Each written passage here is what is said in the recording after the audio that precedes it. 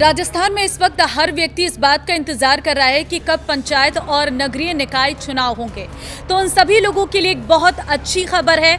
लंबे इंतजार के बाद पंचायत और नगरीय निकाय चुनावों का कार्यक्रम तय हो गया है।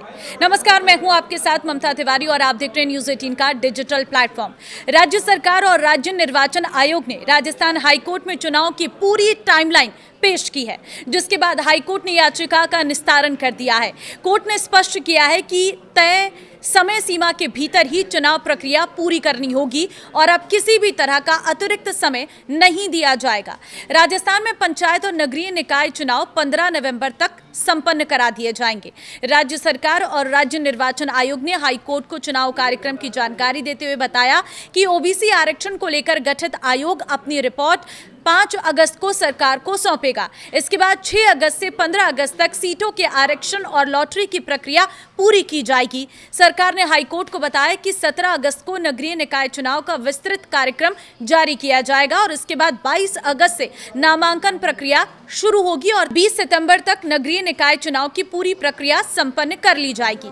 वहीं पंचायत चुनाव के लिए 23 सितंबर को अधिसूचना जारी की जाएगी। इसके बाद चरणबद्ध तरीके से चुनाव कराए जाएंगे और 15 नवंबर तक पंचायत चुनाव की पूरी प्रक्रिया कर ली जाएगी।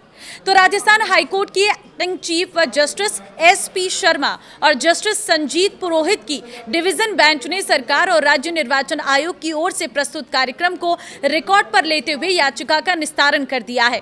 कोर्ट ने साफ कहा है कि अब तय समय सीमा में ही चुनाव कराने होंगे और किसी भी स्थिति में अतिरिक्त समय नहीं दिया जाएगा। मामले में याचिकाकर्ता और कांग्रेस के पूर्व विधायक संयम लोढ़ा ने हाईकोर्ट के फैसले का स्वागत किया। हालांकि उन्होंने कहा है कि जो सरकार एक देश एक चुनाव की बात करती है, उसे पंचायत और नगरीय निकाय चुनाव भी एक साथ कराने चाहिए थे। उन्होंने आरोप लगाया कि सरकार चुनाव कराने की इच्छुक नहीं थी, लेकिन हाईकोर्ट की सख्ती के बाद उसे चुनाव कार्यक्रम घोषित करना पड़ा।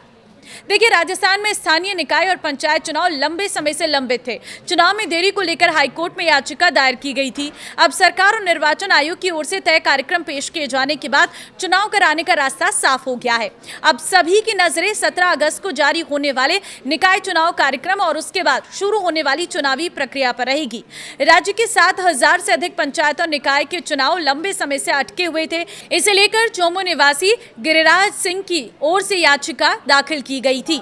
उनकी ओर से एडवोकेट प्रेमचंद देवंदा और अभिषेक देवंदा ने लगातार हाईकोर्ट में पैरवी की। एडवोकेट प्रेमचंद ने बताया कि हाईकोर्ट 2 बार चुनाव कराने के आदेश दे चुका है। पूर्व में 15 अप्रैल 2026 तक चुनाव कराने का आदेश दिया गया था और बाद में 31 जुलाई तक चुनाव संपन्न कराने के आदेश दिए थे। इन दोनों तारीखों तक चुनाव नहीं कराए जाने से हाईकोर्ट ने काफी नाराजगी जाहिर की थी।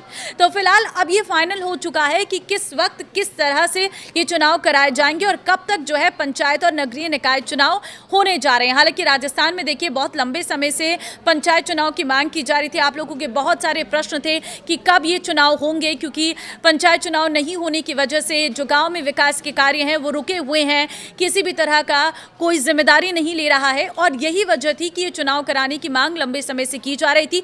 तो फाइनली ये तय हुआ है कार्यक्रम, जो हाईकोर्ट में साफ तौर पर सरकार की तरफ से कहा गया। अब देखना होगा कि इस तय कार्यक्रम के हिसाब से चुनाव कराए जाते हैं, नहीं फिर इसको लेकर कुछ और चर्चाएं होती हैं।